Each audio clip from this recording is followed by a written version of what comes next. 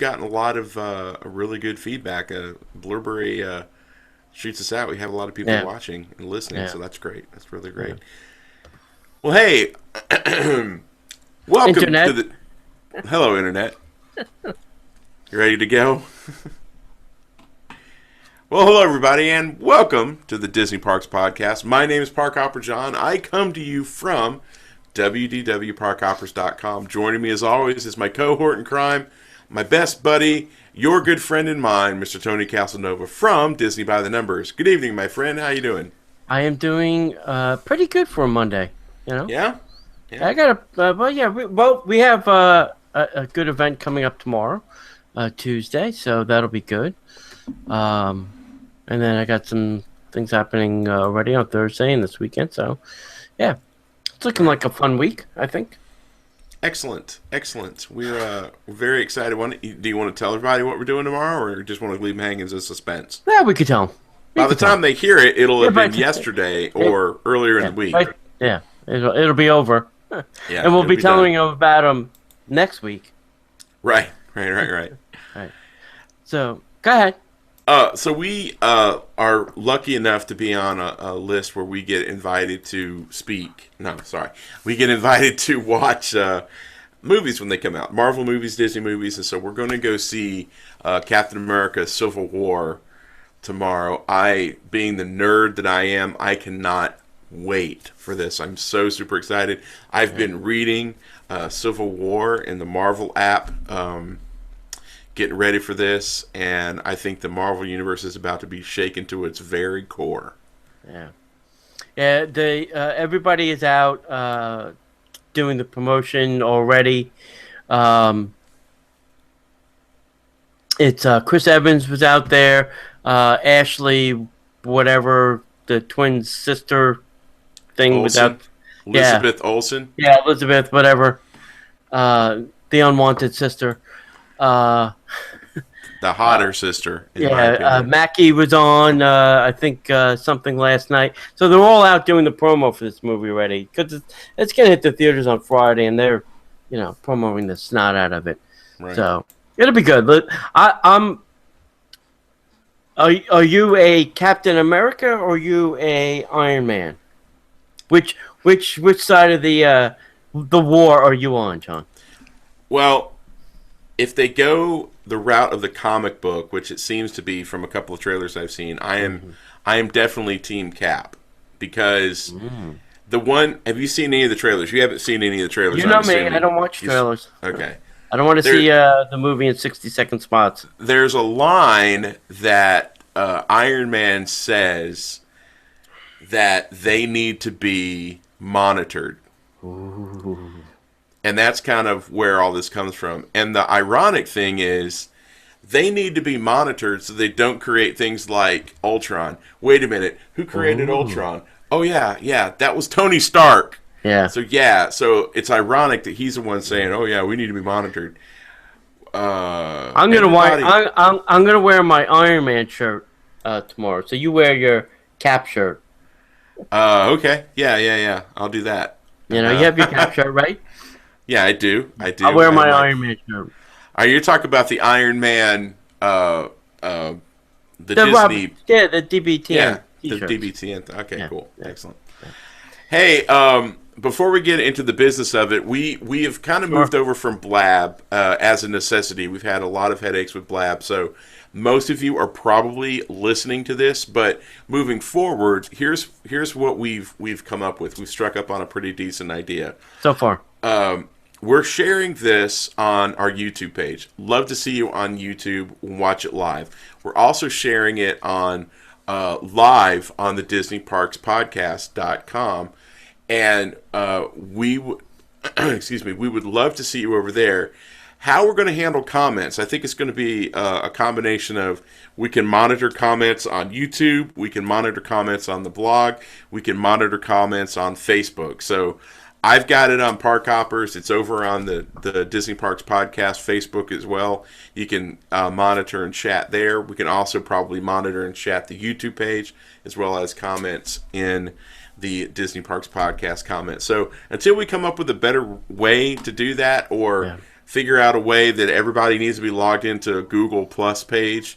That's kind of what we've got right now. So we got spoiled by Blab, and we're going to figure it out. We promise. We're going to keep working at it because I love the live aspect of having people watch and chat while we were recording. Yeah. Well, we have 4 viewers now, so that's good. We do. That's great. And we thank you guys for watching. Thanks for bringing us over. Our problem is we want to do it live and record it so that if you don't get it live, you can get it. Exactly. That's our conundrum. We want to do it live, but we need to record it so that the people that can't be here live can listen to this at some later date or time or place. And as our survey says, nobody really listens to this. That's important. They listen to it while they're exercising or doing other things. So it's good. It's good. That's good. Yeah, that's what our survey says. We need to really go over that survey with a fine-tooth comb now. It's been a while, and we haven't really had time. We've been busy, but we got to get back to that. Yep. Because there's some good stuff in there we can utilize to make this a little better. That's the whole idea of it. Yep. Hey, as always, or as of lately, this show is sponsored by our good friends at ThemeParkConcierge.com. And, John, are you a planner or you are not a planner? I like to with it. You like not to a planner. Not a planner? Yeah. All right. Not a planner. Well, then Theme Park Concierge may be able to help you. They can find out everything about you and your travel plans and what you like to do, what you don't like to do, what you like to eat, where you don't like to eat, the rides you like, the places you like, the parks you like, and then come up with a plan for you, customized and tailored to your traveling needs, whether you like to take a nap in the afternoon, you want to go back for the stuff at night. They can do all of that for you, okay? And if you are coming to Central Florida, they can do Walt Disney World, Universal, Busch Gardens, and what else did I say? SeaWorld. All that planning for you. Please go visit them at themeparkconcierge.com. Check out their website. Check out all the services that they offer.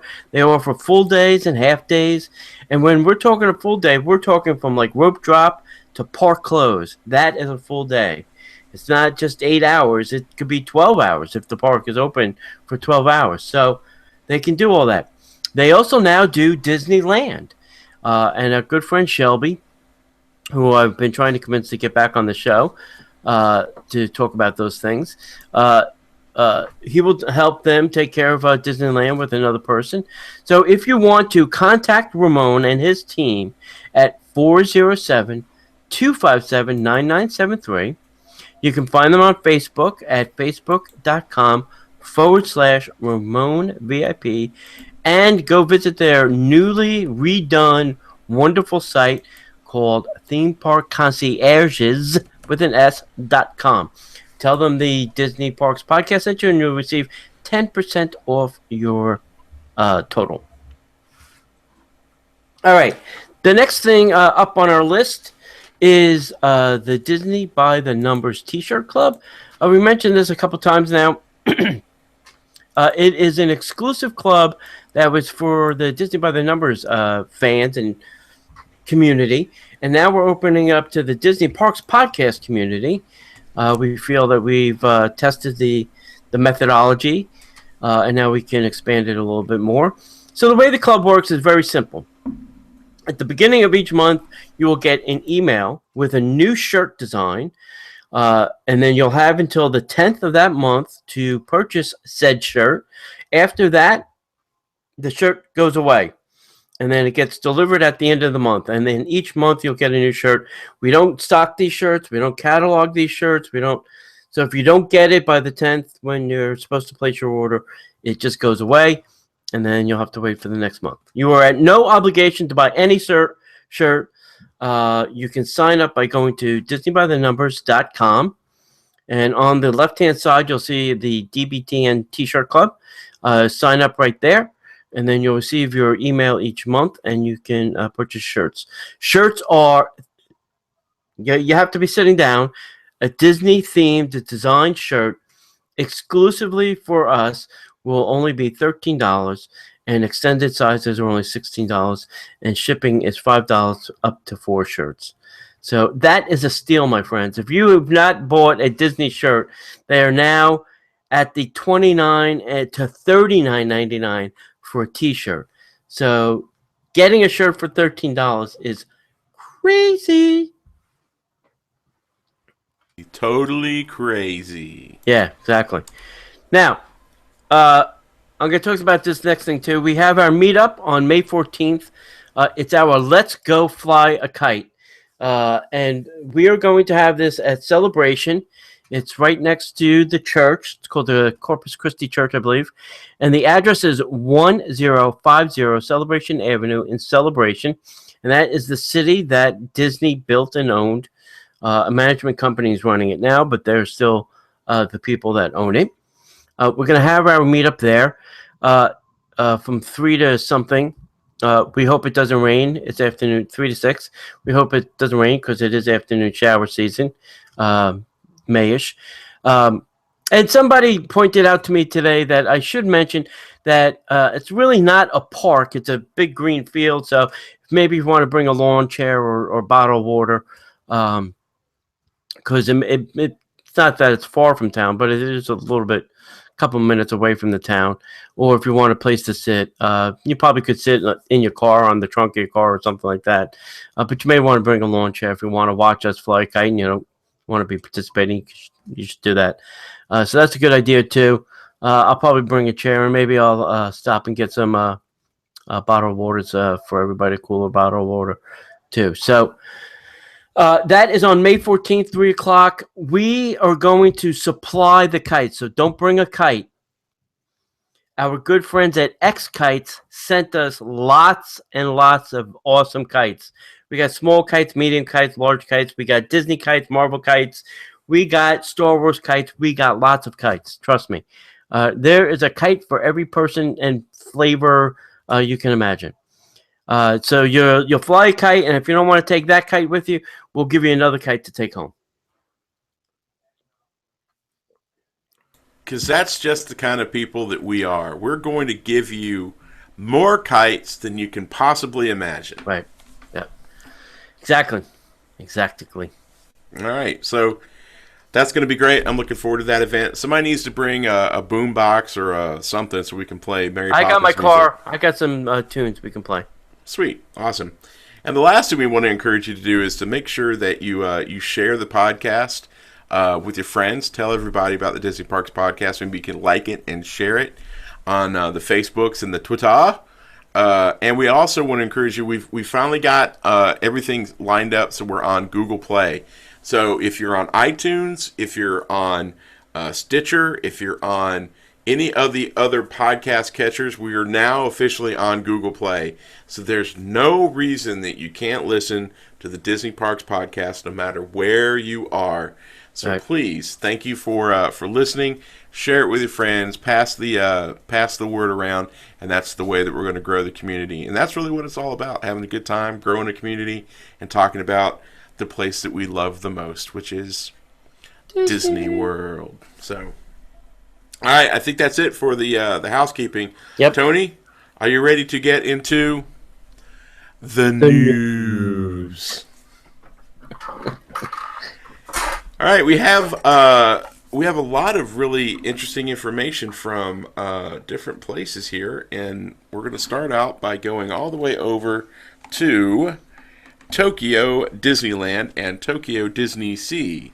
So the Tokyo Disneyland Facilities Development Plan has released the Grand Circuit Raceway, Starjets, and some food facilities and shops are currently in Tomorrowland. They are going to close permanently to make way for the proposed redevelopment and the expansion of Fantasyland. That will include a theater for live performances and a new area anchored by a major attraction themed to Beauty and the Beast. In neighboring Tomorrowland and Toonland, a new attraction and a Disney character greeting facility will be open in each themed land respectively. Total investment for the development of the new area facilities is expected to be around $75 billion? Yen. Ah, whoo! I didn't read that far enough.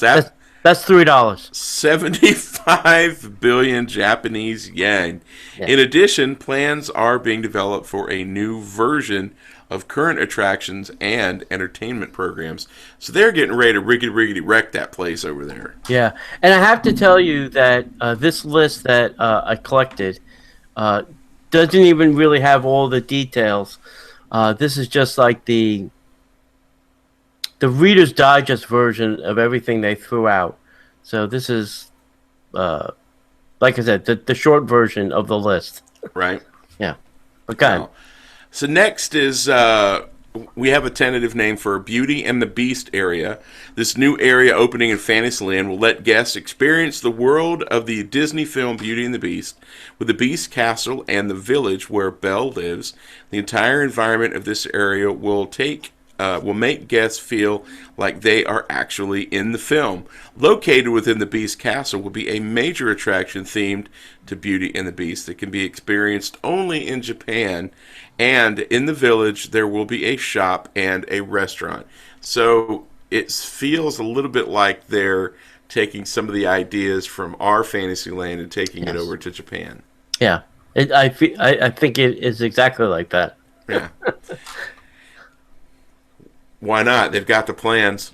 Yeah. So they've also got a live theater, a live entertainment theater, opening in the new area of Fantasyland. This will be a full-scale indoor theater for live entertainment at Tokyo Disneyland. Signature dining entertainment. Disney.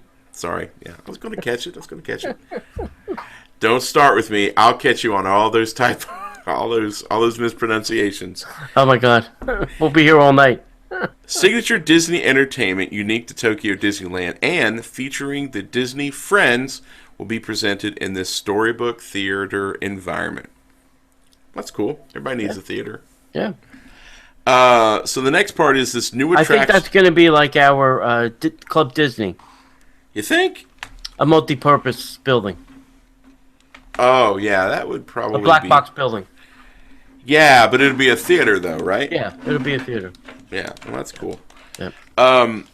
So there's a new attraction themed to the Disney movie Big Hero 6. Why? I love this. Why can't we get this? A ride-type attraction themed to Big Hero 6 will be opened in Tomorrowland. Also, for the first time in either Tokyo Disneyland or Tokyo Disney Sea, a shop themed to outer space and selling popcorn in multiple flavors will open next to the new attraction. Is popcorn a big deal in Japan? I don't know. That's what I was like. Do they not have popcorn? This seems odd Maybe and not. sad. How can you not have popcorn? It's great. You know, but I'd like to see this Big Hero 6. This order would be interesting. No crap, right? I know. Oh, next, they're going to tell us they're going to get a Guardians of the Galaxy too. Yeah, well, Disneyland's getting that. Yeah. So, Yeah, exactly. So there's also going to be a new Disney character greeting facility where guests can meet Minnie Mouse. That's going to be open in Toontown. Now, I'm assuming it's going to be more than just Minnie Mouse because that seems a little one-sided. Yeah, no, probably going to be like the character spot. Is my guess. Yeah, it makes sense. Tokyo Disney Sea is going to have a large-scale simulator-type attraction that will open in Mediterranean Harbor in Tokyo Disney Sea. In addition, plans are being developed for new versions of current attractions and entertainment programs.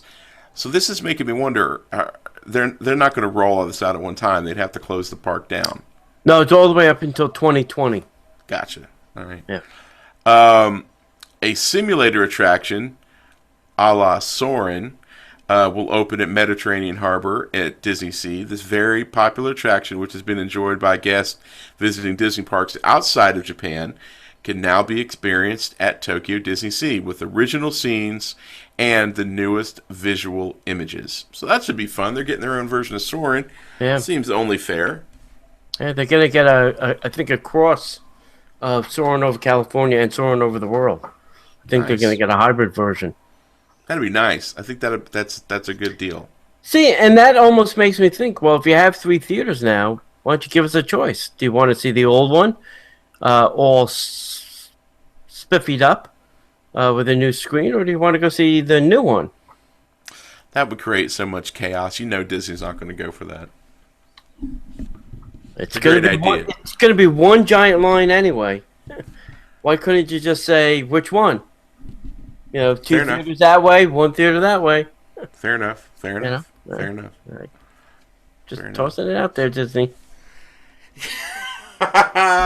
Yeah, just tossing it out there. Yeah, just Yeah. think with your head, not with We your can't- wallet. We can't have any worse ideas. That's true. That's very true. All right, hopping over to Disneyland Paris continues to enrich its offer with some more entertainment this summer. And this year they're getting the Mickey and the Magician, and I think this is I think this was over at Disneyland. It was the Map and the Magician. Right. Yeah, Mickey and the Magical Map. Yeah, and I think this is going to be very, very similar to that. So this is a new production created especially for the Walt Disney Studio Park, which will stage the mouse with which it all begins. So I don't know. I'm not believing that completely from the text I was reading.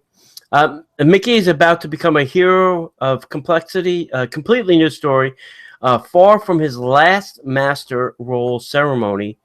I hate reading the French text because it's like the translation is so far off. It's so weird how they translate this stuff, and I know. It's awkward to speak. Yeah. I'll let you in on a secret. We get a lot of this directly from the press sites of these parks. And sometimes it is translated poorly, but needless to say, translated. He will... It will be a unique experience where the illusions is his dream of service, fort lessons that will be issued by a major wizard, Disney. He will fulfill his destiny. It's like, it's not even English, to become a great magician. But this learning...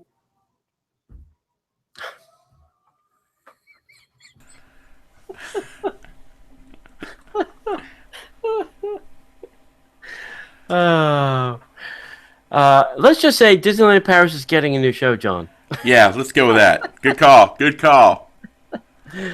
Oh gosh, Oh, I wow. can't even. I think this is from also there was a couple images, and it almost looks a little phantasmic-ish. Like Mickey's having a dream about being a magician. So it was like almost the magician map story with a Right. little part of the phantasmic dreaming kind of thing in there. Still stealing that Fantasia idea. Can't Yeah. get away from it. Yeah, you can't kill it. Cannot kill it. You can't kill it. Well, that was a good try, buddy. It's like whoever's over at Disneyland Paris decided, or wherever Disneyland Paris decided, hey, just run it through Google. Just run it through Google Translator. Those Translator. Americans, they don't care. They can't Yeah. read anyway, so who cares? Hey, if you're out and about in the parks and you see all those magic bands and you look at your own gray magic band and you're like, oh man, I would really like something cool. Go visit our friends at magicyourbands.com. They have so many incredible designs, and they offer you the ability to design your own magic band. The cool thing is you go out and you get a magic band for each trip. You can get a magic band for each day. They're economically priced. You could actually do that, and it would be really neat. So you never have to have the same old look around your wrist. And what you could do is you can click on the link at Disney Parks Podcast, or you can go visit magicyourbands.com. But definitely use Disney Parks Podcast to check out, and you can save 10%. The good folks over at Magic Your Bands have been great to us. They're good friends. They're good folks. So please, if you're going to try to customize your bands, maybe you have like a wedding or a family reunion or some special date, definitely check these guys out. They're amazing. They have high quality work. And their pre-made bands, the one that they just released for the Haunted Mansion, Yeah. that's got like the wallpaper from the wallpaper in the house and the glowing eyes and stuff, and it glows in the dark. Glows in the It's dark. phenomenal. I love it. I've got to get a couple of copies of those because Yeah. I just want them. So magicyourbands.com, click on the link for Disney Parks Podcast. Save yourself 10% by using the code Disney Parks Podcast. Well, Disney's gone and done it. They've figured out a way to make it work. And Cinderella Castle is now going to serve as a backdrop for magical matrimonies. The fairest wedding wish of all comes true as couples can now say their I do's in the heart of the Magic Kingdom Park with enchanting Cinderella-like weddings now offered at Walt Disney World Resort. For the first time forever, I almost said first time in forever. For the first time ever, Magic Kingdom Park goers may enjoy unforgettable glimpses of once-in-a-lifetime celebrations as trumpeters herald a bride's grand entrance down Main Street, USA, aboard Cinderella's glass coach or horse-drawn carriage as ceremonies are staged in the morning hour just after the official rope drop at park entrance. As a part of the popular Wishes collection, couples can now exchange vows in the newly enhanced East Plaza Garden, offering up to 100 guests a picture-perfect view of Cinderella Castle. Now, the colorful floral and customized decor enhance the lush garden, creating an elegant... Sorry, we're going to have to edit the piss out of this one. The colorful floral and customized decor enhance the lush garden setting, creating an elegant venue fit for a princess. After the celebrated I Do, guests are whisked off for reception festivities at a variety of locations throughout Walt Disney World Resort. The expert team at Disney Fairy Tale Weddings and Honeymoons has helped to create and execute fantasy engagements, weddings, and honeymoons for almost 25 years, delivering everything couples may dream about for an unforgettable event. Guests may choose from a variety of magical settings and destinations around the world, including theme parks, breathtaking beaches, and grand ballrooms. This top-ranked wedding and honeymoon destination hosts more than 1,200 weddings yearly at Walt Disney World Resort. Now, Disney's Fairy Tale Wedding Package collection starts at $2,500, and custom experiences begin at $12,000. Premier locations such as Magic Kingdom Park, with a completely customized ceremony and reception for 100 guests, starts at Ka-ching, ka-ching, ka-ching. $75,000. Holy synergy. Ka-ching, ka-ching, ka-ching. Now you have to do this at rope drop and probably be out within the hour. That's right, my guess. Yeah. Right. And the thing about that bothers me, I would love to see how they're doing. I don't know exactly where this garden is. It's the Fast Pass viewing area. Which one? On the East Garden, on the right-hand side of the hub. Okay, so I guess what they're going to do is they're going to block guests from being able to go through the castle. Because Probably. If I'm spending $75,000, Well, it's that rope drop. There'll be nobody there. That's not true. You got to remember, everybody's going this way. They're not coming through the castle yet. They're not, but they're going through the castle. Yeah, they're not going to let anybody through the castle.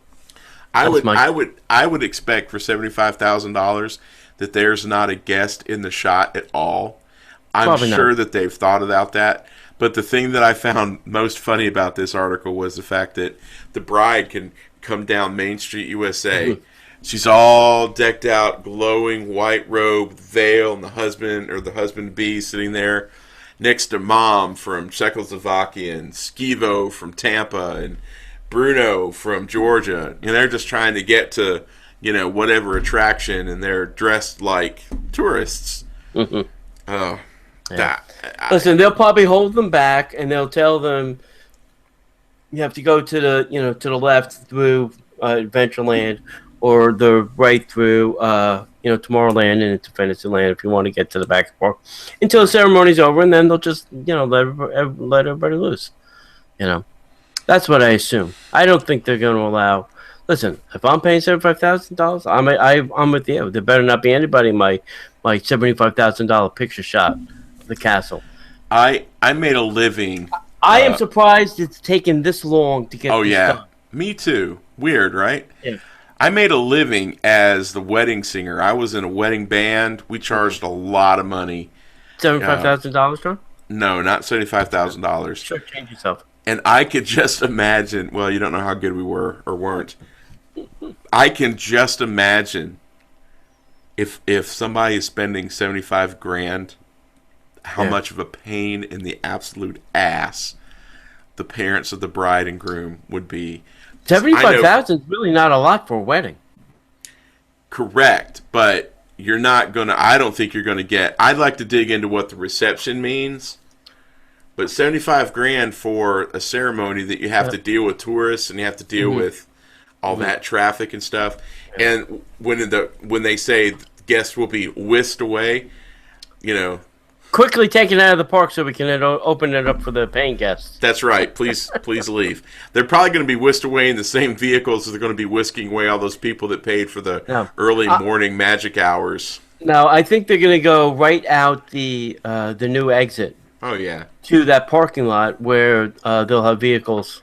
Yeah. To like a bus, a rented bus, and load them up on a bus and take them to wherever the reception is. Yep. The bad thing about this too is you're probably gonna have to get up at the crack of dawn. You're probably gonna be there like 7 o'clock in the morning or something. So the ceremony can happen at 8 and be out by 9. Right. On a I don't know, a normal business day. Yeah. I don't know. Tuesday and. Stop and think about it. I don't know. I'm not a girl, but I married one, and she just didn't slap makeup and her hair together. Yeah. It's a process. It's hours.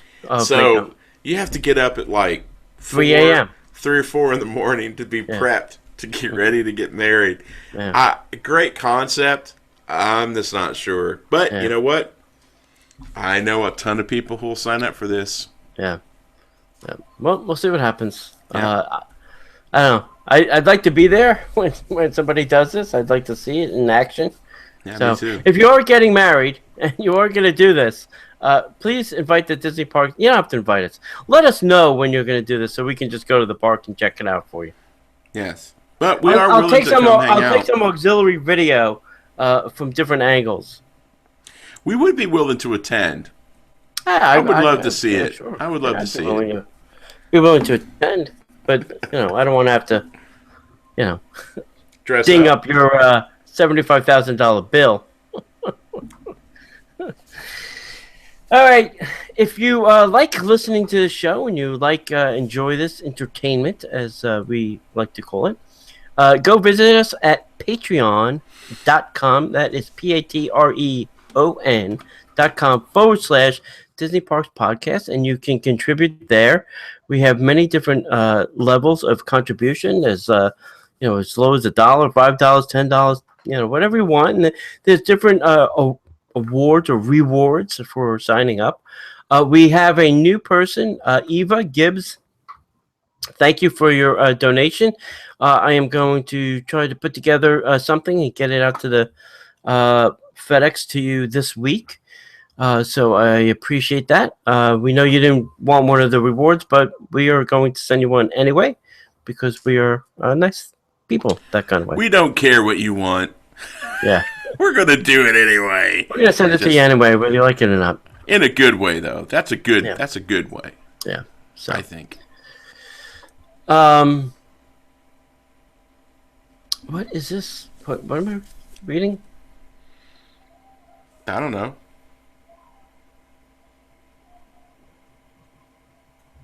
Oh, I think it's like a Soarin' kind of thing.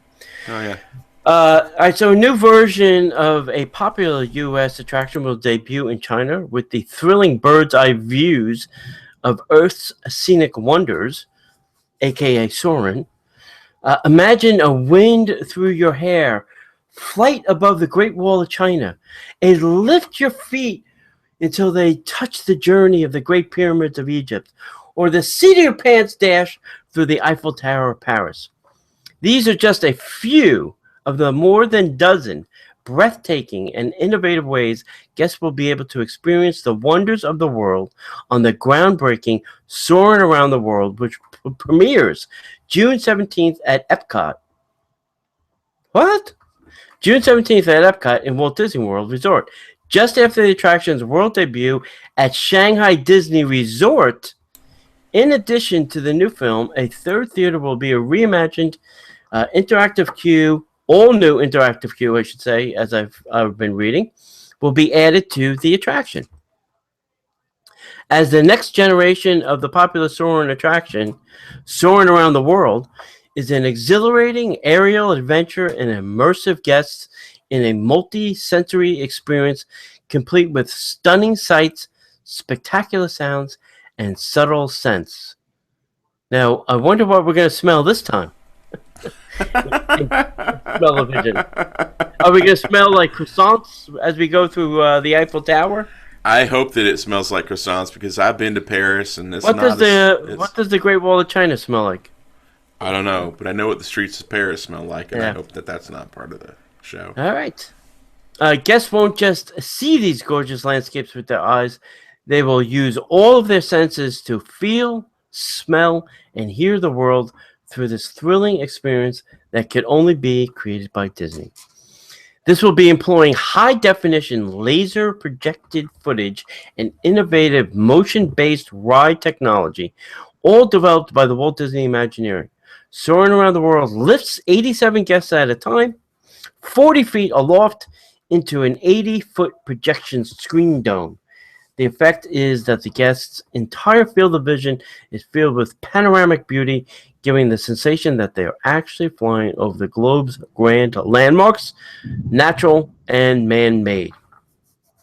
And what I was reading recently is the way they shot some of these pictures. They had to invent some new camera stuff to get some of these shots the way they wanted them. So that should be interesting. Some of the scenes we're going to see, I guess. Yeah, it should be interesting. Yeah, and I like that it'll be a laser projection. It's not going to be, the film version of what we have today. Have you ever seen the film? It's like on a huge... Yeah, it's ginormous. Huge platter. Yeah. Yeah. In Shanghai, the attraction goes by a different name. It'll be Soaring Over the Horizon, which is to better fit its location and adventure aisle at Shanghai Disneyland because of the spirit of exploration and discovery. Soaring Around the World is also enhanced by its majestic musical score composed by Bruce Broughton, based on the original Soarin' score by the late film and television composer Jerry Goldsmith, and performed by the London Studio Orchestra. So, new movie, new camera technology, new music score, new interactive queue. Does it get any better? Who could ask for anything more? Who could ask for anything more?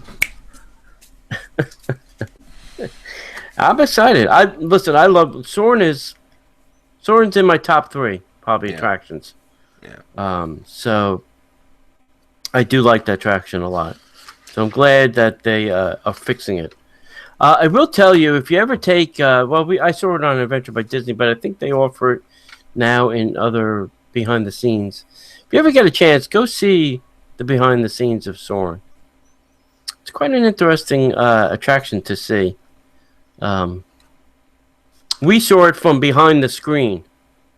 Huh. They that took must us have been behind. interesting. Yeah, it's behind the screen. It's actually not really a screen. It's a piece of metal that's perforated. Right. And and let me tell you, bring hearing protection. It is loud, very, very loud. Wow. Yeah, a lot of speakers. Hey, last week we had trivia question number 4. That was how many tons of steel was used in the construction of Expedition Everest, I believe.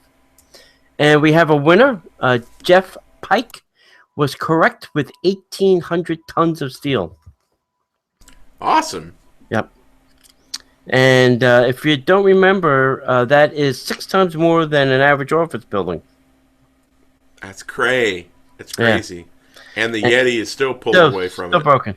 Still broken. Dear Joe Rody. Hey, Joe, remember when you told me a couple of weeks ago that you're working on it every day? How's your progress been today, buddy? Can you send John a progress report? He feels a little slighted.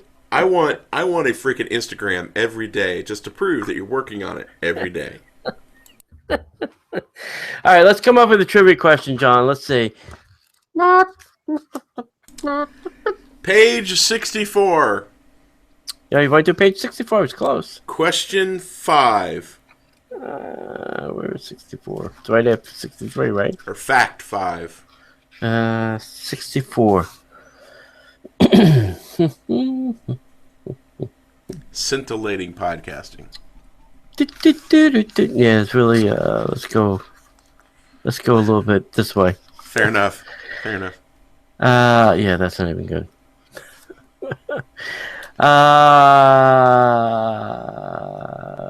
Let's find something interesting. I should probably have these pre-planned, huh?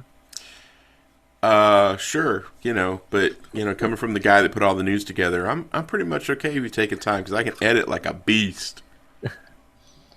Yeah, I don't want to go to Kelly River Rapids again. It's raining like snot here. Okay. Yeah, a second. I like that question.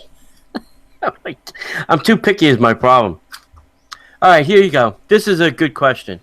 And I usually get asked, how do I know and who counted? How many bricks are in the American Adventure building? Wow. I will tell you this. A, I did not count them. Good call. I don't have that kind of free time. I wasn't there during the construction, but it was published in a couple different places, so that's why I use this fact. But tell us how many bricks are in the American Adventure building. Please don't go and try and count them. I think you will have a very difficult time trying to get to some of the interior locations where you can't actually see bricks. And behind the location, which you cannot get to. So those that are listening to this live, all two of you, you will get the question now. Hopefully we'll increase that number as we get our word out. But if you want, listen to this live. You'll be able to hear the question and then go do your research. We'll post it on the blog either today or tomorrow, and you'll have until Sunday to get your answers in. And then we'll pick a winner on Sunday night. Sweet. And we send you a prize. You win a little something. We do have to do, I think, a little raffle copter thing because we got some of that swag from the media event. Yes, that, and I am not keeping all of it. I don't have a place for all that. I'm shocked that you're keeping any of it, to be honest with you. Are you going to give away the purple monkey? Yes. The monkey is going. I'm probably going to keep. Yeah, the shoe is going. I'm probably going to keep the Tommy Bahama bottle opener because I can use one of those. And I also have a Simba that I just recently received from Disney Music. Awesome. Yeah, Shelby won that raffle copter that was run on Disney by the Numbers. And I'm going to get rid of my Simba. But yeah, we have those bags. I got the water bottle. There's a bunch of stuff we can give away. Yeah, I've got fleece throws. Yeah, fleece throws. Yeah, it's nice. It was nice. Yeah. Well, I don't want to disparage it. I mean, it was great. I was so grateful to be a part of it, so I'm not going to say what I'm thinking. Yeah, so maybe we'll do one or two things a month, over the next couple months, get rid of it that way. Cool. I'll have to do something nice that people can win them. Yep. Hey, if you're a big fan of Star Wars, the Star Wars souvenir glass set is coming to food and beverage locations on May 4th. May the 4th be with you. Can I have your credit card, please? Yes. At select food locations at the Disneyland Resort, guests may purchase a Star Wars souvenir glass exclusive to Disney parks. Now, the glasses are $12.99 each with the purchase of any menu item. Kylo Ren and Chewbacca are available at Red Rocket's Pizza Port, while BB-8 and the Stormtrooper can be found at the Galactic Grill. The glasses are expected to be available at Walt Disney World, but no announcement has been made as of yet. So much for the May 4th celebration at Disney World. Yeah. Maybe we're not going to get them at all. Well, it's said that we're supposed to, but yeah, you never know. Not. You never know. You never know. Hey, do we have any rumor effects? Give me 1 second. Hang tight. We'll dig up some rumor stuff. Rumor has it. Let's find one. Oh shit. I mean, darn. User's not running draw. Invite. I don't know why you have to be running draw for me to be able to. Because I started the thing? No, I did. There we go. Let's find out what we've got happening here. Oh yeah, we have the little sound effects thing. Alright, that sounds good. Alright, rumor time is, you ready? Wilderness Lodge villas, the new villas they're building, are gonna have a new name. And the name will be the Copper Creek Cabins and Villas at Disney's Wilderness Lodge. Yay! So, let's finish here. So, what is Copper Creek? It's the name derived from the Copper River in Alaska, which produces salmon that are served for a short period of time annually at the resort's Artist Point restaurant. So, this is believed to be the name of this new place. No formal announcement has been made by Disney as of yet, but this is what's being surfed around on the internet. And somebody asked, why is it getting a different name than the current DVC? And my answer was this. It's the only resort right now that has two separate DVC contracts. So one will be the Villas at Wilderness Lodge, and this will be the Copper Creek Cabins Villas at Disney's Wilderness Lodge. Yep. So that's the reason, my friends. So if you're unhappy because you are DVC and you're not getting your new place. Yeah. It's not part of your DVC.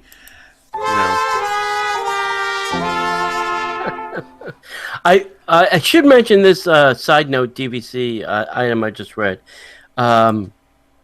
Ken Potrock, who runs Disney Vacation Club, Adventure by Disney things, he is taking over the sales of Golden Oak.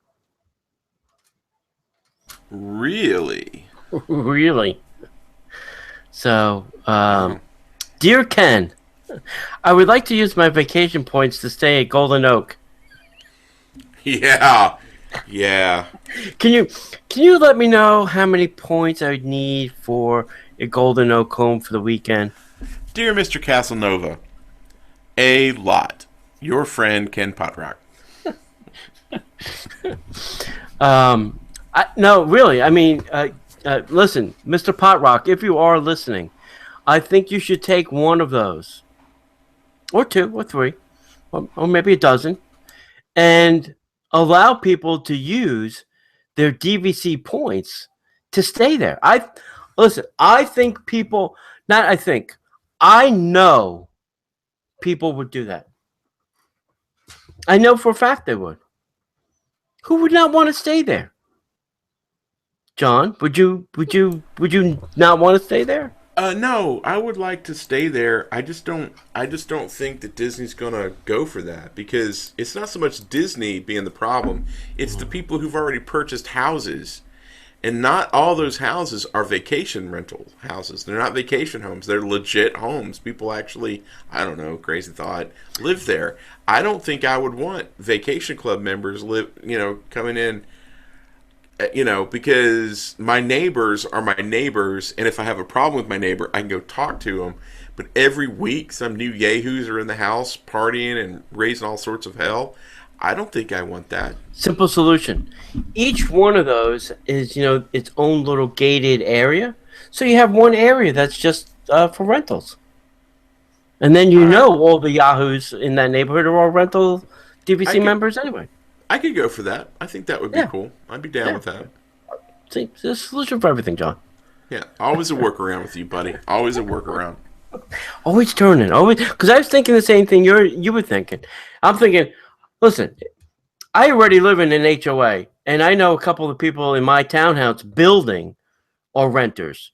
And, they don't take care of the neighborhood like I do because they're renting. They don't care.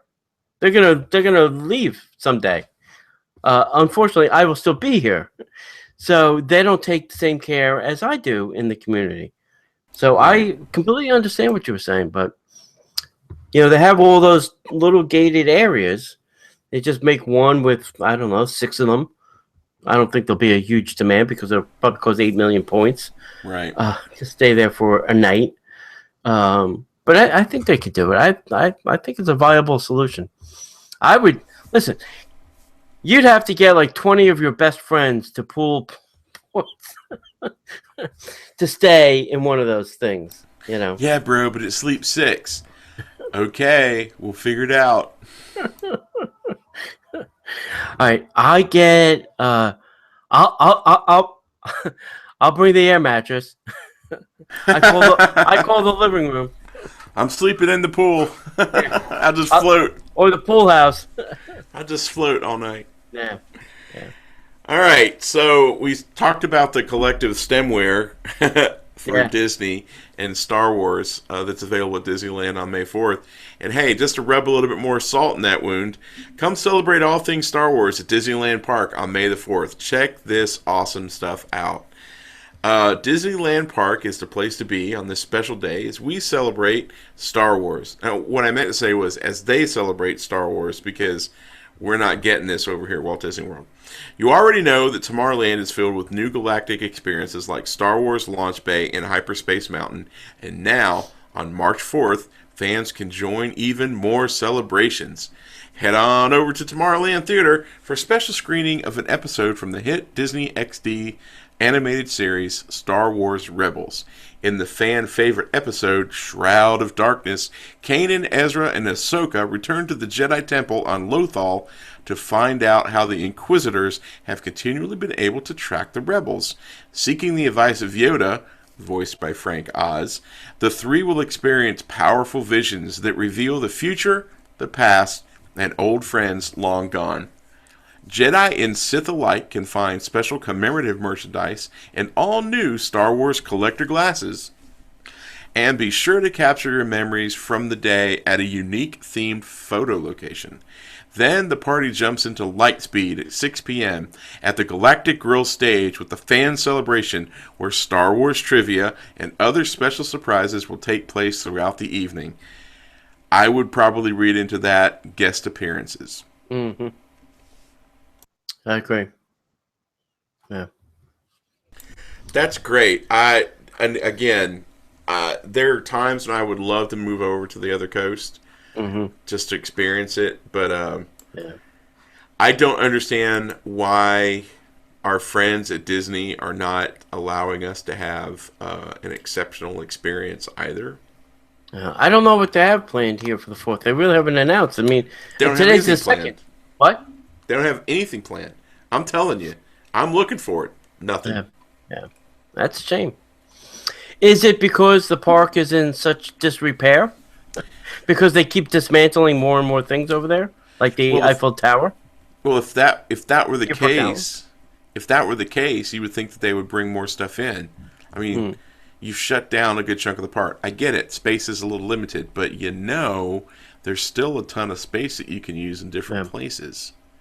Yeah. I mean, May the 4th would have been a great day to debut the new show. Yes. Just saying. Yeah. If you were gonna debut the show, the new Star Wars Galactic Spectacular Fireworks show, the thing that rolls right off the tongue, I think on May the 4th would have been a great day to do it. One would think, wouldn't one? Yes. All right. Anywho, we have more information about Sprinkles, the cupcake shop opening at Disney Springs. We know now that it'll be opening on May 15th, which is the day after our kite meetup. So you can still go to the kite meetup and go get Sprinkles cupcakes on May the 15th. The famous cupcake bakery, Sprinkles, was announced to be arriving at Disney Springs this summer a while ago, but now we know that they will be opening their door on May 15th with the rest of Town Center. All 22 million shops are all opening up. The cupcake shop will also be premiering the first cupcake ATM in Orlando on the same date. It is touted as the world's first cupcake bakery by the Food Network. Sprinkles is proud to announce that it will open its newest location on May 15th. Right, we got that. As the 20th location for the brand nationwide, Sprinkles at Disney Springs will feature both traditional bakery offerings, such as freshly baked cupcakes and an assortment of ice creams and cookies, as well as the brand's unique cupcake ATM that dispenses freshly baked cupcakes and cookies for customers who want a sugar rush on the go.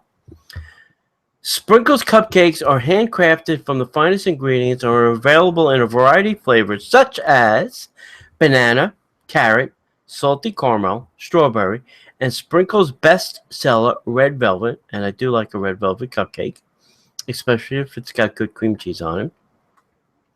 The Orlando menu will also feature Sprinkles' signature cookies and ice cream, both of which come in a range of flavors such as butter pecan, Rocky Road, Captain Crunch, oh gosh, that sounds good, Snickerdoodle, salted oatmeal cornflake, and peanut butter pretzel chip. Sprinkles also keeps an eye towards customers with specific dietary needs, and they offer vegan, gluten-free, sugar-free, sugar-free cupcake, cookie, and sorbet options. A highly unique aspect to Sprinkles is its exclusive cupcake ATM, which offers guests tasty treats even when the bakery is closed. I like it.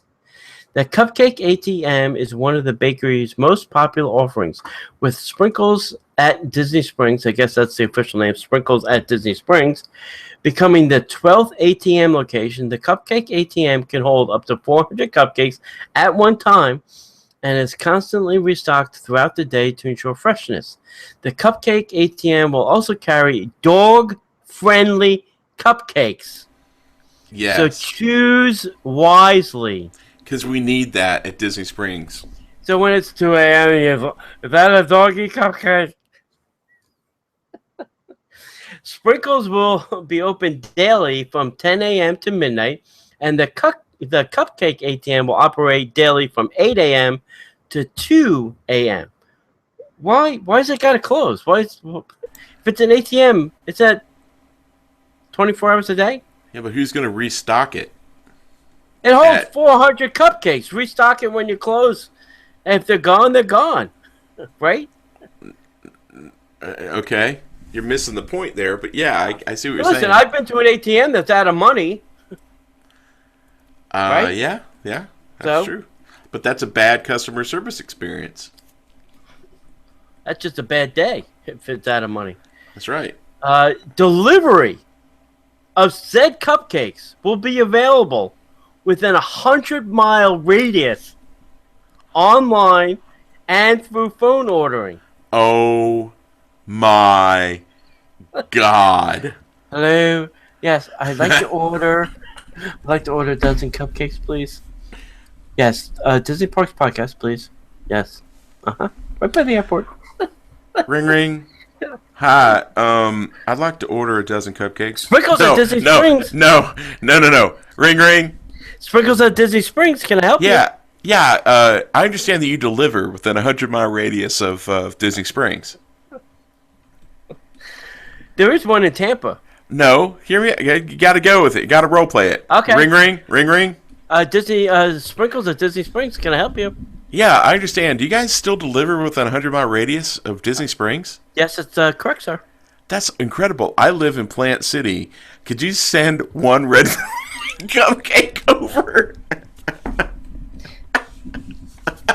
Can you drive an hour to deliver me a damn cupcake? And better make sure that milk is cold. All right. For more information on location, menus, pricing, and more stuff about the brand, go visit them at sprinkles.com. Our good friend Kristen Hetzel Go over at Dining at Disney also mentioned that they have a reward program.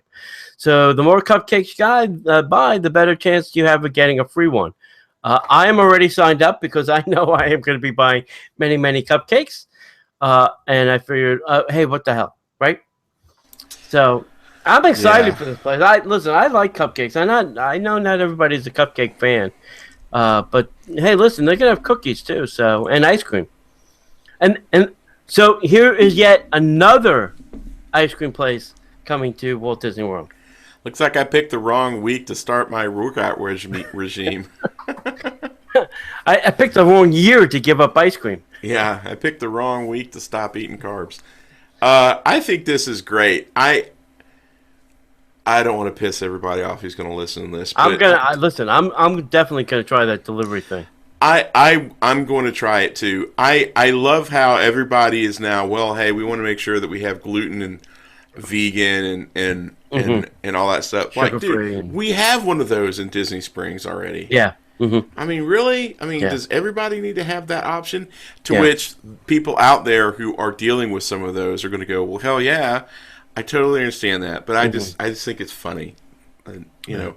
But I don't have that issue. I'm sorry if I offended you. I don't. It just caught me as funny. It's my opinion. Hate mail, just send it on. Well, here's the question. Listen, I don't know where this is or what the building is, but I know McKenna's NYC Bakery. Obviously, they don't bake in the closet they've been allocated. They bake in a Disney kitchen and bring the product to there. So I don't know if they're going to be baking these somewhere else on Disney property and then bring them to Disney Springs, or how that's going to work. So we'll have to see. If you thought those armored cars with the cash were being stalked by people, can you imagine what would happen if a whole group of bloggers caught this whiff of one of those dudes carrying a couple hundred cupcakes? Be like a three-legged cat getting jumped on by a pack of dogs. Sad's what I say. Sad, I tell you. Well, that's great. I'm excited. I'm excited for it. I'm looking forward to trying it, even though I'm currently trying to lose weight.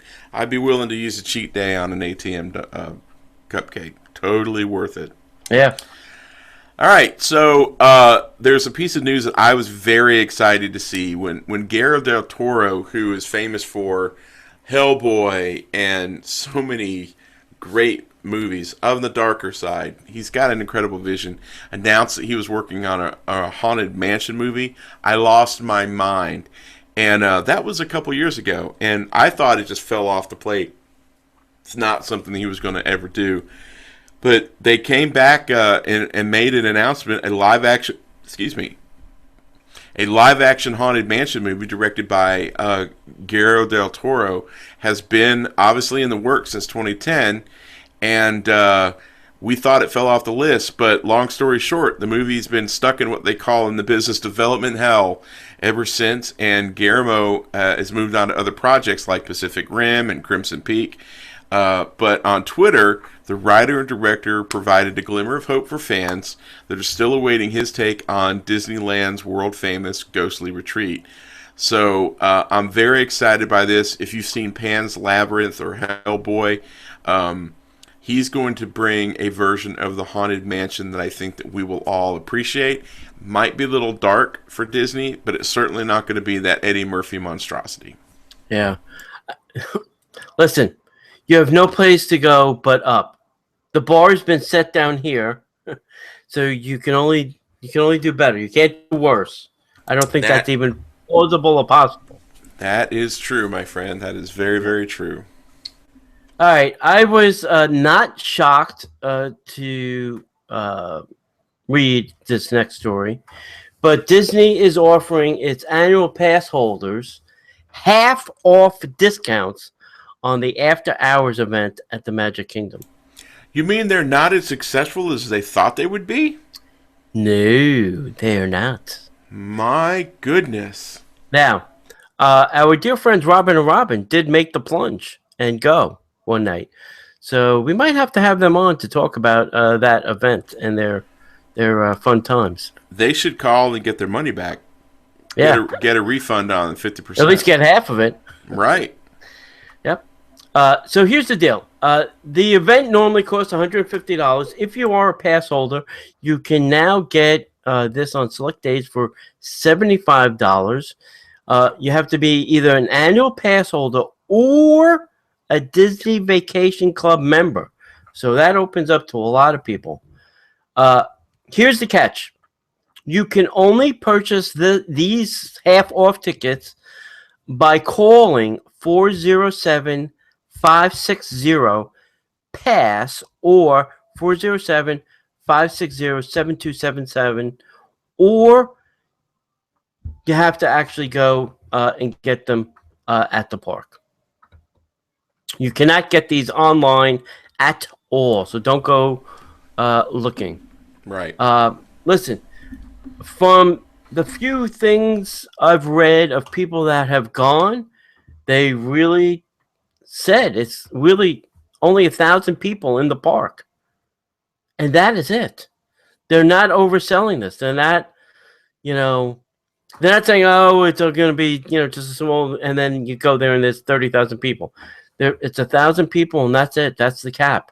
And from what I'm hearing is it's not even selling out. So, if they're capping it at 1,000 and only 500 people are going, think of the Magic Kingdom with 500 people. Just think of that vision in your head. Crazy. Totally crazy. It'd be like having the park to yourself. Literally, you can't bump into 500 people in that park. You would very rarely go, oh, didn't we just see you over by Space Mountain? No. I don't think it'll happen. So give it a shot, If you are here and you are a pass holder or DVC member, from what I'm hearing, the experience is really a one-of-a-kind thing. And maybe this is not as successful as the breakfast one, because that is including a meal. This is not. Right. But the other thing... But you get free drinks and you get free drinks and ice cream, right? But do remember too, this is only from 2 hours, like 9 to 11. But you can go as early as 7 p.m., like a Halloween or Christmas party event. Yeah, so but for a pass holder, I'm sorry to interrupt. I'm sorry. Yeah, go ahead. But for a pass holder, who cares? True. But if you're a DVC member and you're here on vacation, you may want the extra couple hours. Fair enough. Listen, there'll be still 20,000 people for the extra 2 hours, but hey, I'm just saying, at least you get a little extra bang for your $75. Right. Totally get that. Makes sense. Is this something that you think you're going to do? I'm at $75. Now I'm thinking about it. Now I really am. My only problem is it's during the summer. It's a little still hot and muggy at night. Yeah. I have to look at the dates. I think it's only May and the early part of June. So if I can catch it maybe at the tail end of May, it may not be a bad deal.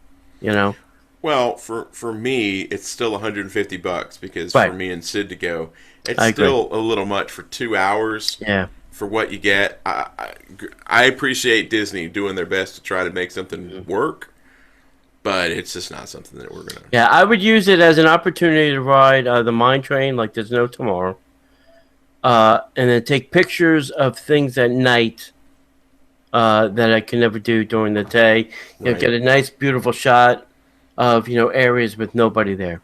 Right. That's what I did when the few times that I was there, either in the morning or at night. I used that opportunity to take as many photos as I possibly could. It's just like it was just like rapid fire. I filled up my car, dumped it, and then filled it up again. Wow. So that's what I would use it for. But cool. That's just me. Right. That's awesome. Yep.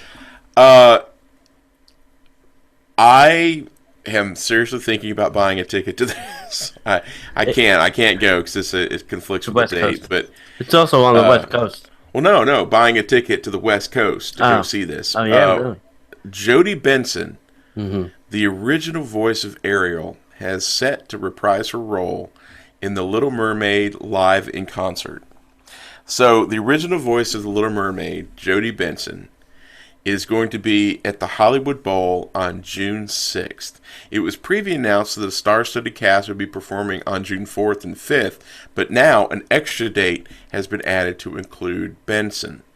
The Little Mermaid live in concert will feature an amazing cast which will be singing the songs from the score of The Little Mermaid with a live orchestra as the movie plays in the background on the huge Hollywood Bowl screen. You will get to see Rebel Wilson as Ursula, which I don't like that casting call, John Stamos as Chef Louis, Titus Burgess as Sebastian, Norm Lewis as King Triton, Darren Criss as Eric, and Joshua Coley is Flounder. The Hollywood Bowl, June 3rd, June 4th, and June 6th at 8 p.m., so you can get your tickets through Ticketmaster. I love this. Yeah, and the last time I checked, there still were tickets available. So I am surprised, really surprised that they are not sold out. Listen, Jodie Benson's really high on my list of people to get on this podcast. Right. Which made me think when I was writing this, I have to work on that more. Because she's one person I really, really, really, really, really would love to get on this podcast. Absolutely. She's probably one of the most iconic princesses of our... she is probably the iconic princesses of our age. And she's my favorite. I think because she's so down to earth. I love the fact that she kept her cast card. I don't know. Anyway. All right. There's been a little price gouging going on at Disney, John. No surprise. Disney quietly and without any fanfare increased the prices of fountain drinks and bottled beverages in the theme parks.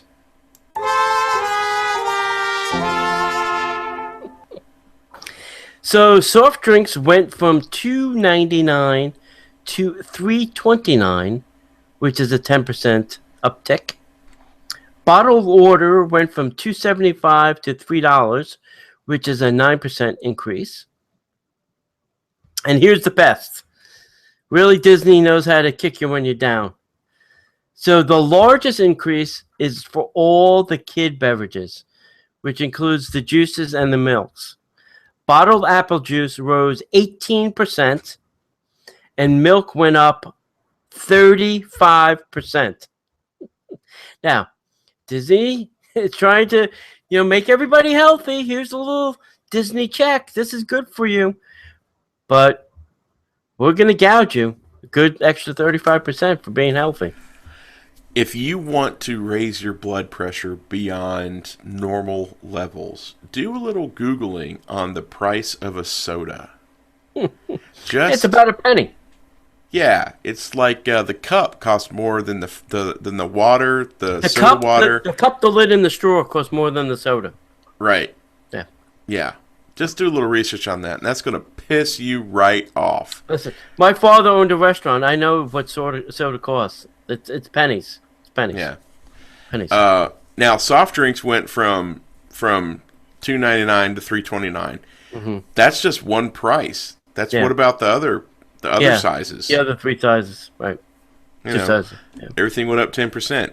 Yeah. Hey, guys, seriously, if you think that coming to Walt Disney World is going to be something we're going to be able to do in 10 years on our budgets, no. Yeah. It's going to truly be a worldwide destination because we're not going to be able to afford it. Right. Only people who don't live here are going to be able to afford going to Walt Disney World. That is, unfortunately, a sad prediction that I'm coming to realize is going to happen. Yeah. I don't think I would have, if you raised the soda 35%, I would have been fine with that. The fact that you raised the milk and the juice, the things that the kids you know, or healthy choices, that just pisses me off. That just makes me mad. Well, to be fair though, and I'm not defending Disney by any stretch of the imagination, prices for consumables like milk and fruit for juice, they have gone up. So, you know, but the thing is, why can't Disney leverage its buying power and keep the prices low? Because it's Disney. The truth is even though it does cost more for them to to buy the products of people who are creating with the consumables that do cost more, Disney can charge whatever they want to for it because it doesn't cost them what we're paying. It doesn't cost them near that. They're just making more money because it makes sense. Yeah. We need to figure out a way to squeeze a little bit more money out of the park goers. We have more people in the parks, so if they can spend more money on soft drinks, we have it. Again, it goes back to what we talked about before. Disney's doing everything that they can to figure out how to make a little bit more money and not add anything to the bottom line. They're already selling soft drinks. Well, let's charge more for soft drinks. They're already selling food. Let's charge more for food. We're already selling popcorn. Let's start selling more popcorn. It's just this constant, well, the prices are $120 a day. Okay, next year, the prices are $125 a day. 5 years, the prices are $170 a day. There's going to be a day when we might be actually thinking of a $200 a day. Oh, that'll happen. Well, that'll happen. This is the price increase season: May, June, July. This is when Disney secretly raises things, food, drinks, merchandise. They quietly raise all those things. The only thing that you ever see in the press is the fact that the tickets are going to go up, and that's going to happen soon too. It'll probably happen maybe June, July again. So it's going to happen. But these are the things that go unsaid in the news until somebody points it out like this, where they do the math and they go, oh, 35% more for milk? And I think with the meals, if you get like chicken nuggets and apple slices, whatever, I think it includes a drink. And that's the reason that, there's bag check, because parents are bringing a backpack full of juice things and snacks for the kids, because who wants to pay Disney prices? But you're allowed to bring your own food and beverage. Oh, yeah, you can bring your own lunch. Yeah, yeah. You can bring your own peanut butter and jelly sandwiches. Yeah, it's inconvenient as heck, but you know what? Yeah. Yeah. It's just like we have an interview coming up this Friday with Kevin Barry from the Frugal Mouse.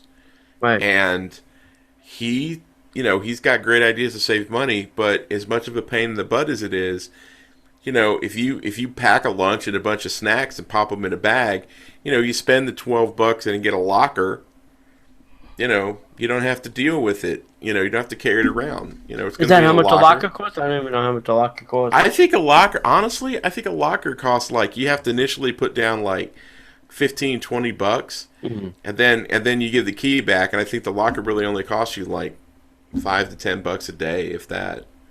Lockers are relatively inexpensive. I was shocked at how inexpensive they were. Don't quote me on that. I haven't looked it up recently. Locker charges are probably $45 a day now.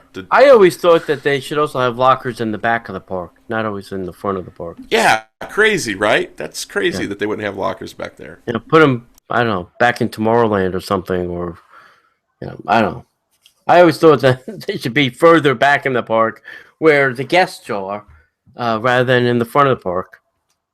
At least give me an option. Maybe I want my stuff in the front of the park, or maybe I want my stuff in the back of the park. I don't know. Right. I get that. Options, baby, options. Always thinking. Yeah. Okay, so we have one more piece of news, and it's very interesting because normally when you see this kind of thing, you see it in the context of like a Comic-Con or a Disney D23. But Disney's released dates for a whole slate of different movies. We don't necessarily know exactly what those movies are, which makes more sense to come out at like a Comic-Con or a Disney D23. But claiming the day is a pretty big deal. So right off the blockbuster success of Jungle Book, Disney's been staking out several years worth of live action fairy tales. So, in grabbing the release dates, Disney's given a peek at its developmental pipeline. The studio confirmed that it's planning to make Cruella, a 101 Dalmatians spin-off with Emma Stone, as well as sequels to The Jungle Book and Maleficent. Angela Jolie is set to return as Maleficent, and Linda Wolverton, the screenwriter for the first film, will be handling script duties. Now, Jungle Book director Michael Favreau and writer Justin Marks are also returning for another trip into the wild, which I love it. I love that movie. I love that movie, and I love Jon Favreau. Anything he touches to me, gold. The company also confirmed that it's moving forward with Jennifer Lee's adaptation of Madeline Laing's A Wrinkle in Time, with Ava DuVernay directing. The Nutcracker and the Four Realms, with director Lasse Hallström, My Life as a Dog, and writer Ashley Powell attached. A Tinkerbell project with Reese Witherspoon set to star, and Victoria Strauss writing. Jungle Cruise with Dwayne "The Rock" Johnson set to star, and John Requa, and Glenn Ficarra writing. There's going to be a Dumbo movie with director Tim Burton and writer Aaron Kruger overseeing The Elephant Tale. In addition, Disney is said to be planning a sequel to Mary Poppins. With Emily Blunt and Hamilton creator Lin-Manuel Miranda starring, and Rob Marshall directing. Given that these films are still in various stages of planning, it is possible that certain projects could fall out. It shows, however, the enormous confidence Disney has in its ability to make live-action fantasies. Not only has The Jungle Book been a critical and commercial success, but the studio has also reaped big benefits with Cinderella, Alice in Wonderland, and the aforementioned Maleficent. The studio has staked out release dates, but did not say which product would be reserved for which slot. So it plans to release an untitled Disney live-action fairy tale on July 28th of 2017, on April 6th, 2018, and on December 20th, 2019.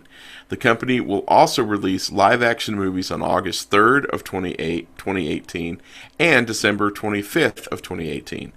Now that puts their releases in competition with several major films, among them Jumanji, Sony's animated Spider-Man film, and an untitled animated film from Paranorman creators Laika. I've never been able to say that name. Yeah. So the Jungle Book and Mary Poppins sequels are farther along in their development process and will likely be among the first films snagging those dates. This kind of flag planting is becoming increasingly commonplace. Now studios plunge deeper into the tentpole business. They want to establish themselves in prime release dates years in advance. So this is exciting. Disney is starting to, I think they're starting to develop a little bit of that Marvel Cinematic Universe. Because Marvel, they told us what Phase 1 was and Phase 2. We're in the middle of Phase 3. Right. Yeah. We're either in the middle of Phase 3 or Phase 3 is starting with Captain America. And so we're getting ready to find out, hopefully soon, what Phase 4 and Phase 5 are going to look like. But I think they're potentially holding that back until we find out what happens with Civil War. And the Infinity War is going to wreak havoc on the Marvel Cinematic Universe. Plus, I've heard a lot of rumblings about some of the crazy stuff that they're thinking about doing movies on. So I think Disney is kind of emulating that, and it makes total sense. And they've always kind of done it, but not so far in advance. Like 2020, 2019, that's crazy to think out that far. And I love the movies that they're choosing to do. I was reading something in Entertainment Weekly too about this this tent poling and this setting these dates. Apparently, it's become almost more important now to slam your flag in these dates because then it wards off other companies from trying to announce their movie when you have already put your stake in the ground. And apparently these studios now hire these marketing strategists that go out and do this crazy research on what days would be best for what type of movies and when they should get released. So there's somebody at the studio whose job it is to figure out what day the movie should get released based on its subject content. Yeah, and I How don't. would you I don't like want to that get. job? It'd be kind of interesting. I'm not a. Yeah, I'm not a number cruncher, but it'd be interesting to see the process. Oh yeah. And I don't want to go too far into the realm of Nutville, but Mm. if you think for one moment that anything that you see on TV or in the movies is by happenstance, No. there is teams of people who are researching every image that is put in your face. Maybe not so much here at Disney Parks Podcast, but for the most part, if Disney could put down their flagpole on a certain weekend, then Universal may not, want to put their movie down. And I think that that's, in a way, good because, we've had so many multiple movies, that very similar movies come out in the last couple of years. You've got one company doing a movie that's so similar to the next movie that it causes a problem, causes a little friction. Mm-hmm. So I think that when you're going to put out a Star Wars on a certain date, I don't think that Paramount's going to want to put out a Star Trek against. Is it still Paramount? Is going to put out a Star Trek against that because it's too much. It's going to thin the herd of people because nerds are only going to spend so much money. Yeah, so that was interesting. So in that article, they did a comparison of ants versus Bug Life. Which one made more money? Because they were released just around the same time. So that's where this article was trying to explain this tent polling and picking these days in advance. So it's in Entertainment Weekly. You can go read that in there, and they did comparison of this movie versus that movie, very similar in nature, like Armageddon versus Deep Impact. Which one made more movie? They were released around the same time, same concepts. And if you want to hear a fascinating story, in the book Disney Wars, it talks about specifically ants versus A Bug's Life. Yes. And it comes directly from the fallout of Michael Eisner and Jeffrey Katzenberg. Yeah. It's such a fascinating story. Yeah. Well, our friends down the street bought DreamWorks, or is in the process of buying DreamWorks. Oh my God, that's going to be so amazing. They're going to get a whole new world of characters they can put in their parks. I mean, you got Shrek now. Shrek is huge. Well, Shrek's been in the park. They've had a really good relationship with DreamWorks, but the thing is... Wait. The weird relationship was that Disney was still distributing DreamWorks up until their last movie. Right. So they were the distributor. Why wouldn't you have said, hey, it's almost like Pixar. Pixar was distributed by Disney. Why wouldn't you have said to Disney, hey, maybe Disney said, you know what? We don't need you. We don't need you. And maybe it's a direct competition of Pixar. And they said, you know what? You do very similar things to them. We don't need another one of those. Yeah, maybe. I don't know. Who knows? I thought Bob was on a buying spree. I thought he would have bought anything, but apparently not. Yeah. But the one thing that now, if the same company that owns Universal can own DreamWorks, it gives them the ability to do something that they've never really been able to do, which is own a specific property. It's the same problem that they have. Like, stop and think about the biggest tent poles that they have at Universal. So you've got the Wizarding World of Harry Potter. J.K. Rowling can wake up one morning and go, screw it, I want it out. And it's done. Marvel Superhero Island. How many conversations do we have to have about that crazy deal with Marvel and Disney? Yeah. Jurassic Park. Universal doesn't own the rights to that. Well, there's a lot of Steven Spielberg. It's not really Jurassic. It's like that, E.T. Right. And Spielberg could just say, all right, stop. I don't want you using any of my content anymore. Right. So you've got all these different things: Men in Black, Transformers. All these really great attractions that, The Simpsons. You've got amazing attractions that are really beloved by the people who go to the parks, but they don't necessarily own it. Disney owns it. Yeah. Disney could do whatever they want, however they want, whenever they want it. If you ever look Except for Avatar. except for Avatar, let's not get in. We don't have time to get into that conversation. But if you ever want to see something funny, look at a Universal offer and look at all the disclaimer code at the bottom of the page. Yeah. Versus look at a Disney offer. It's like 1 or 2 lines of code. Yeah. Just a little bit of disclaimer, and that's because they own all the properties. Yeah. Yeah. Well, it's like Aerosmith. That's not Twilight Zone's not Avatar's not. Everything else, I think, there's only a few things that they really don't own the rights to. They bought Lucasfilm. Yeah. Don't have to worry about that anymore.